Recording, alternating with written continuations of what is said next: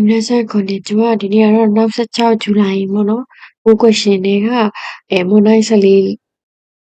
ချက်လက်ရှာတဲ့ပုံစံနဲ့ပတ်သက်ပြီးတော့ရှင်းပြလို့ပြမှာဖြစ်ပါတယ်။အဲ့တော့ तू ကဒီချက်လက်ရှာတဲ့ပုံစံကြီးဆိုလို့ရှိရင်အရင်ဆုံးမေးခွန်းကိုအရင်ဖတ်ပါတော့။ဘယ်လိုဖြစ်ဒီနဲ့ပတ်သက်လာလို့ရှိရင်မေးခွန်းကိုအရင်ဖတ်တာကောင်းတယ်ပေါ့နော်။မေးခွန်းနဲ့ပတ်သက်ပြီးတော့တခြား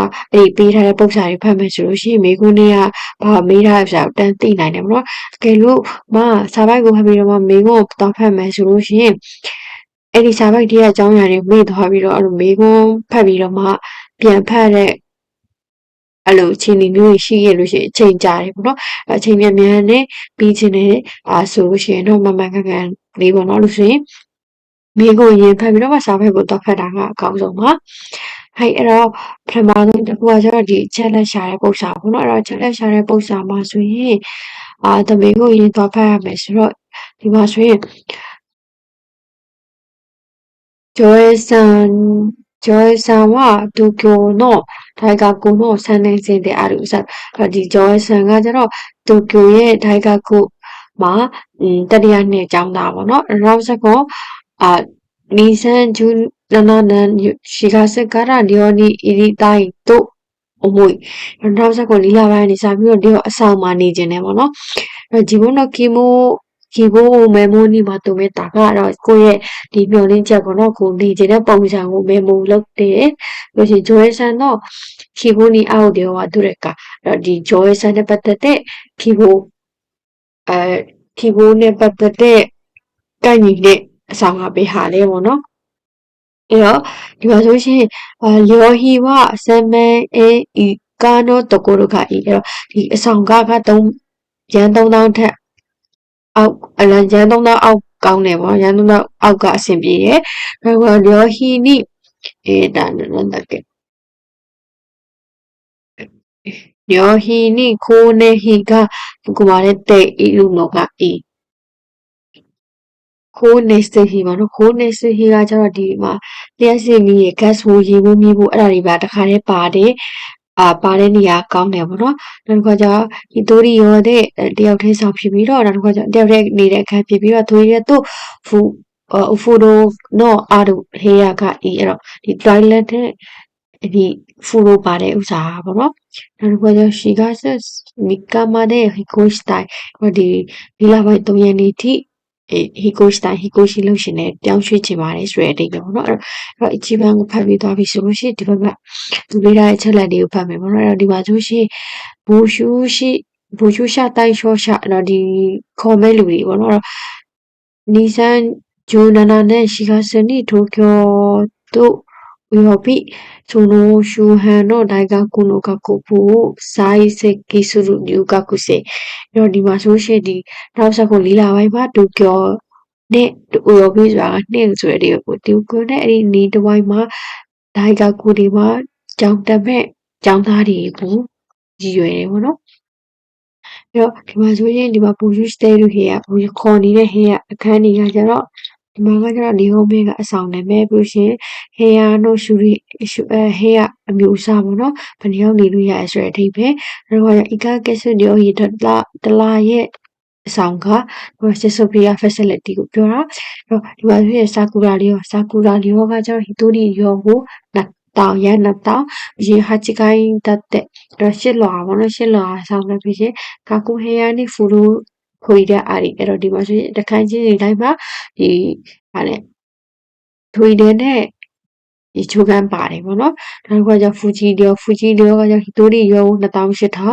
6လွာမှာချူချကြောကားပါကင်ရှိရဲ့ပြီးဒီမှာလေထွေတဲ့ဟိုရှိရပါတော့တွားကြမှာချင်းခါစုကူရောဆိုရှင်ရှိရောနေ4ယောက်ထိနေလို့ရဆိုရင်4800ဖြစ်သွားတယ်အဲ့တော့ဆူမီလေးတွေကကျတော့ဒီမှာဖူတာရီနေလို့ရတယ်ဆိုရင်တောင်းခွဲစန်ကိုက်တတ်တဲ့စန်ကိုင်း3လွှာပေါ့နော်ပြီးတော့ဒီမှာလေဒွေလေးနဲ့ဟွာနဲ့ပါတယ်နောက်တစ်ခုကကျတော့ဒီကကျတော့ဟီတိုရီဖြစ်မယ်ပေါ့နော်ဟီတိ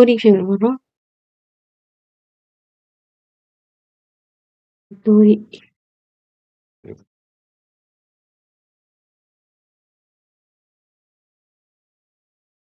ဒီသိုရီရောဖြစ်မယ်ပေါ့နော်ဒီမှာဖူတာရီဆိုတော့1000ဒီသိုရီရော1000ကဖူတာရီဆိုလို့ရှိရင်1000ပေါ့နော်အဲ့တော့ vision မှာကျစူပါကီဒီရောကကျတော့တယောက်ကို8000 3000မှာဒီရွေးချယ်ကအိမ်သားတော့မပါဘူးပေါ့နော်ဒီချိုးကနဲ့ဟုတ်တယ်အဲ့ဒါမပါဘူးအဲ့တော့ချွေသတိထားမှာဆိုတာဒီ star လေးပေါ့နော်အဲ့ဒီနေရာမှာတဲ့အဲ့ဒီအချိန်လေးမှာဆိုရင်လျော်ဟီဝခိုးနေစုဟီကဖူကူမာထဲမှာဆင်ဒီမှာဆိုရင်ဖူကူမာထဲမှာဆင်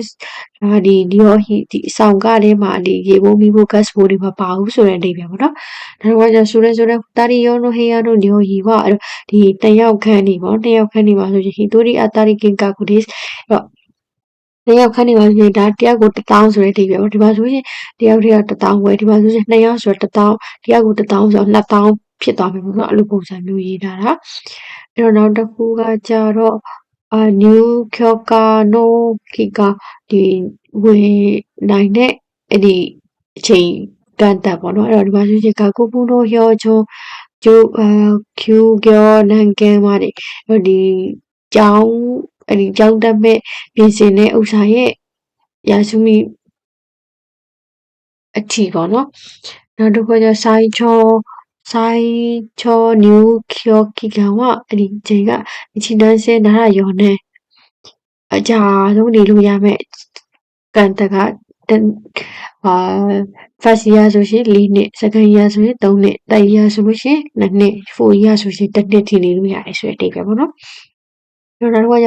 ယူခေါ်ခိုင်ရှိပြီဒီပထမဆုံးဝင်လို့ရမယ့်ရက်ပေါ့နော်အဲ့တော့2019 3လပိုင်း25ရက်နေ့ကနေပြီးဆာကူရာလျောတို့မိခင်ချီကူချူထမေနော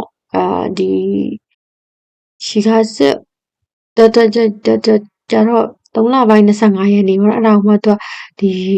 3လပိုင်း20ရက်နေ့ဝင်လို့ရဆိုရင်ဒီဆိုင်ဒီဆာကူရာလျောကကျတော့ခန်ချီကူချူဆိုပြင်စောက်လုပ်နေတဲ့အတွက်ကြောင့်မလို့ဒီလပိုင်း15ရက်နေ့ကနေပြီးဝင်လို့ရရဆိုတဲ့အဓိပ္ပာယ်နောက်ကကျအိုးဖို့ဖိုးကရှောက်လာတင်လို့ရမယ့်နီလန်းတွေပေါ့နော်အီစီယိုနာရှော်တို့ယူဆိုမှာတာဝဂျီဆန်ရှိတဲ့ကလပ်ဆိုင်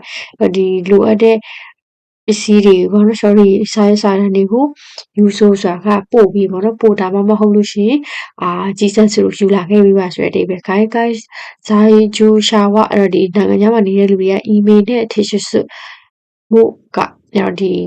အီးမေးလ်နဲ့ပို့လဲရတယ်ဆိုတဲ့အဓိပ္ပာယ်ပေါ့နော်နောက်တစ်ခါကျအိုးဖို့ကီကန်ရှောက်လာတင်လို့ရမယ့်ရက်အကန့်အသတ်ကကြတော့နောက်ဆက်ကုန်2လပိုင်း1ရက်နေ့ကနေပြီး2လပိုင်း20ရက်နေ့ထိပေါ့နော်အဲ့တော့ကျတော့ဟိုရှိရဲ့ဒီကျလေးပြဒီစန်းတို့ဘာရော20ရက်နေ့18နာရီထိဆို9နာရီထိဆိုတဲ့အဓိပ္ပာယ်ပေါ့နော်ယနေ့9နာရီထိဆိုတဲ့အဓိပ္ပာယ်နောက်တစ်ခုကကျအိုးဖို့စာကီကကျတော့ဒီ6လတင်ရမယ့်ဒီ address ပေါ့လိပ်စာကတော့ဒါလေးဖြစ်တယ်ပေါ့နော်နောက်တစ်ခုကကျတော့ hisio ရှော်ရီလိုအပ်တဲ့စာရွက်စာတမ်းတွေကကျတော့moshko ရရရှင်းစဲရှော့ကကျတော့ home passport တို့sorry home page ကဒါ download တို့ခါတော့ဒီ6လတင်ရမယ့်စာရွက်ကပေါ့နော်ဒီ home page ကနေပြီးတော့ download လုပ်ပဲပေါ့နော်ဒိုင်ကာကူနိုဇိုင်ကာကူရှော့မဲရှော့ဒီဒိုင်ကာကူမှာတက်နေတဲ့သက်သေခံစာရွက်ပေါ့ဒိုင်ကာကူယောတေရှာဝကိုကာကူဆူချီရှော့ကိုကာကူအောင်လာတဲ့အောင်လက်မှတ်ရဲ့ copy passport တို့ပြည်ရှာရှင်းဥရောပ passport တို့ဘန်ကုန်တို့ပေးကြည့်ဒီ passport မှာပါတဲ့ရှာရှင်းတပ်ပုံနဲ့ passport မှာပါတဲ့နံပါတ်ပေါ့နော်ဘန်ကုန်နံပါတ်ရဲ့ copy ဒီပြည်နူကာကူယောတေရှာနိုမီနူကာကူတက်မဲ့လူတွေပေါ့နော်ဒီနောက်ခေါ်ကြမဲရူထေရှိစစနိုပါအာယူကအီးမေးလ်ပို့မဲ့လူတွေကကျတော့နီးနေဆန်ကကျတော့ခါဆိုတဲ့ဒါကိုထင်ပို့してくださいအဲ့တော့ဒီ data တွေကိုတက်တွဲပေးပါဆိုတဲ့အဓိပ္ပာယ်မျိုးပေါ့နော်နံပါတ်9ကကျတော့ခေကဆူချီဆိုတာကရလက်အတိပေးချက်ပေါ့နော်ရလက်အတိပေးရဲ့ဥစားကကျတော့ဟွန်ကျော်ကိုင်နော်ဂျွန်ဘီနီမိုတိုစကီဆန်ကိုအိုကိုနိုင်2017年2月28日にEメールで通知します。7月28ရက်နေ့မှာဒီ ပြောပြမယ်ပေါ့နော်အဲ့လိုပုံစံမျိုးနောက်တစ်ခုကကျတော့ဒီကကျတော့လိပ်စာပေါ့နော်နောက်တစ်ခုအဲ့တော့ဒီမှာဆိုလို့ရှိရင်သူကကျတော့3000အောက်ဖြည့်ရမယ်ပြီးရင်နောက်ကကျတော့ gas ကိုရေကိုပါပြီးရမယ်ပြီးရင်နောက်ကကျတော့ hitori ရောတော်ရီလည်းပါမယ်ပြီး4လပိုင်း3ရက်နေ့ထိကိုရှိလို့ရမယ်ပေါ့နော်အဲ့တော့ဒီမှာဆိုလို့ရှိရင် hitori ရောကကျတော့ဒီမှာကြည့်မယ်အဲ့ဒီကမှသူကကျ3000အောက်ဆိုတော့ဒီမှာ一番ဒီကောင်ပါလို့ရမယ်နောက်တစ်ခုကကျတော့ဒီကပါလို့ရမယ်ပြီးရင်ဒီအောက်ကဟာကြီးပါလို့ရမယ်ပေါ့အဲ့ဒါကတူရီတွေပါတဲ့ဥစ္စာဆိုဒီအပေါ်က3ခုပဲပေါ့နော်ဒီဘောက3ခုကိုမှပါလဲဆိုတော့တော့ဒီပါလဲခိုးနေစိတ်ပါတဲ့ဥစ္စာကိုရွေးရမှာဆိုတော့ဒီခိုးနေစိတ်ပါတဲ့ဥစ္စာရွေးရမှာဖူဂျီလီယောနဲ့ဆာကူရာလီယောပေါ့နော်အဲ့ဒီကမှဖူဂျီလီယောနဲ့ဆာကူရာလီယောတွေကမှသူကကြတော့နောက်တစ်ချက်ကကျတော့သူကကျတော့ဆာကူရာလီယောကကျတော့4လပိုင်း15ရက်နေ့က15ရက်နေ့ထိကနေပြီးတော့စပြီးတော့ဝင်လို့ရတယ်လို့ပြောထားပါတော့သူကကြောင့်ဒီ4လပိုင်း3ရက်နေ့မှာပြောင်းချင်တာဆိုတော့ဆာကူရာလီယောမဟုတ်တော့ဘဲနဲ့ဘာဖြစ်သွားမလဲဆိုတော့ဖူဂျီလီယောနိုမီဖြစ်သွားမယ်ပေါ့နော်။ညာအဖြစ်မှဖြစ်သွားမယ်ပေါ့။ဘယ်လိုလဲဆိုတော့ဒီမှာဆိုရှင်ဒီမှာ star လေးပြထားတယ်ဆိုတော့နေရာကကြောင့်ရွေးလို့မရပါလို့ဆိုတော့သူက gas မီကိုတက်အဲ့ဒါအကြောင်းရနောက်တစ်ခါကျတော့တော့တွေးတယ်မပါတော့ဒီအောက်ဆုံးအောက်စာမပါတော့ဘူးเนาะအဲ့တော့အဲ့ဒီကမှဒီမှာဘောကနှစ်ခုကြံမယ်ပေါ့နော်ဘောနှစ်ခုကြံတဲ့တဲမှာမှသူကဒီဖူဂျီလီယောနဲ့ဆာကူရာလီယောကကျတော့သူ4လပိုင်း15ရက်နေ့ကမှစပြီးတော့ဝင်လို့ရမှာဆိုတော့ဒါပေးလို့ရပြီပေါ့နော်တော့ဖူဂျီလီယောပဲကြံတော့တယ်ဆိုတဲ့အဓိပ္ပာယ်မျိုးပါဒီမှာမဆိုရှိဆာကူရာလီယောကကျတော့4လပိုင်း15ရက်နေ့ကနေပြီးတော့ဝင်လို့ရမယ်ဆိုတဲ့ပုံစံမျိုးရေးထားပါပေါ့နော်はい。တော့အဖြေမှန်က3ပတ်ဖြစ်မယ်နောက်တစ်ခုကကျတော့ပေပူဆန်は2019 4လပိုင်းကနေပြီးတော့日本に留学しဂျပန်ကိုလာခဲ့ပြီးတော့東京の大学に入学予定である東京ရဲ့大学တွေမှာ入学လုပ်ဖို့အတွက်မျှော်မှန်းထားတယ်ဆိုတဲ့ဒီပဲပြီးတော့ပေပူကကျတော့2019 3လပိုင်းမှာဂျပန်ကိုရောက်လာပြီးတော့ဂျပန်ရောက်လာဖို့အတွက်予定ကကျတော့ခန့်မှန်းထားတယ်ပေါ့နော်ဖေဘူဆန်နိခါနိုနာအိုဘိုရှိဟိုအိုဘိုဟိုဟိုဝဒုရက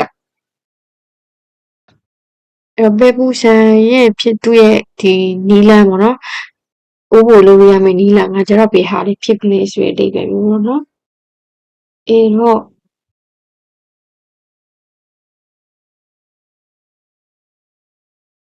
ဒီမှာဆိုလို့ရှိရင်သူကကြတော့2လပိုင်း20ရက်နေ့ကသူကကြတော့2လပိုင်း20ရက်နေ့ထိ2လပိုင်း20ရက်နေ့ထိ6လတည်ရမှာပေါ့နော်အဲ့ဒါကမှသူရဲ့ပေပူကကြတော့ဒီမှာဆိုလို့ရှိရင်သူကကြတော့3လပိုင်းမှာရောက်မှဖြစ်တဲ့အတွက်ကြောင့်မလို့ကိုယ်တိုင်သွားလို့မရတော့ဘူးအဲ့တော့ဒီမှာဆိုရှင်ကိုယ်တိုင်သွားတဲ့ဒီဆန်းစုဒီအချီပန်ကကြတော့ပေးလို့ရပြီပေါ့နော်အဲ့ဒီကမှသူကကြတော့ email နဲ့ပို့မှာပေါ့ email နဲ့ပို့တယ်ဆိုလို့ရှိရင်email နဲ့ပို့တဲ့အချိန်ဒီမှာဆိုရှင်ဒီမှာ大学ရဲ့学部証ရဲ့ copy ရော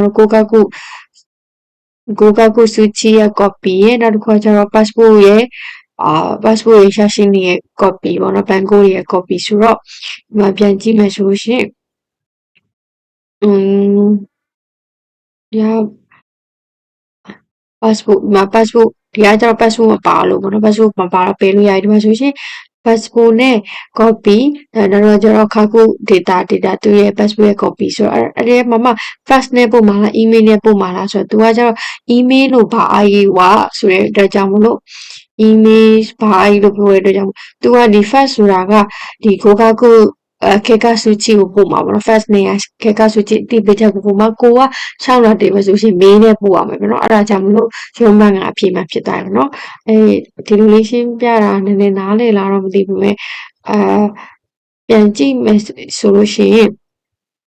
ဒီအကြည့်ပန်းကကျတော့ဘာလို့ဆိုရလဲဆိုသူကအဲ့ဒီ 18ရက်နေ့မှာsorry 2လပိုင်း20ရက်နေ့မှာသူကဂျပန်ကိုမရောက်သေးဘူးပေါ့နော်3လပိုင်းမှာရောက်မှာဖြစ်တဲ့အတွက်ကြောင့်မလို့အဲ့ဒါကိုပေးလို့ရပြီနေဘန်ကကျတော့သူကကျတော့ passport ပါလိုတာဖြစ်တဲ့တကယ်လို့သူကကိုယ်တိုင်မလာနိုင်ဘူးဆိုရင် passport ရဲ့ copy ပါပို့အောင်ဖြစ်တဲ့အတွက်ကြောင့်မို့ဒီမှာနေဘန်မှာ passport မပါဘူးအဲ့တော့ stamp နဲ့ ရုံးပ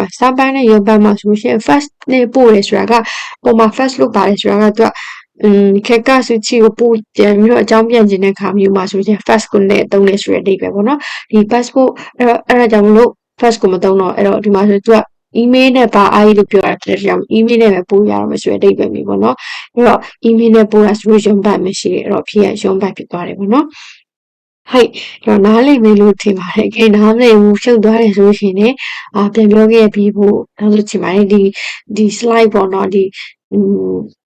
အနေနဲ့ရှင်းပြတာကနည်းနည်းမျက်စိရှုပ်တယ်ဆိုလို့ရှိရင်ကိုက PDF file လေးတင်ကနေပြီးတော့ကြည့်ပြီးတော့နားထောင်ရင်းနဲ့အဆင်ပြေမယ်လို့ထင်ပါတယ်။အကဲအဆင်ပြေဆိုရင်အဆင်ပြေကြောင်းတစ်ခုခုပြောခဲ့လို့ရပါတယ်။ကဲနားမလည်ရရှိရင်လည်းပြောခဲ့လို့ရပါတယ်။ဟုတ်ပြန်ရှင်းရမယ်ပေါ့နော်။နောက်ဗီဒီယိုမှာပြန်တွေ့ပါမယ်။ Bye bye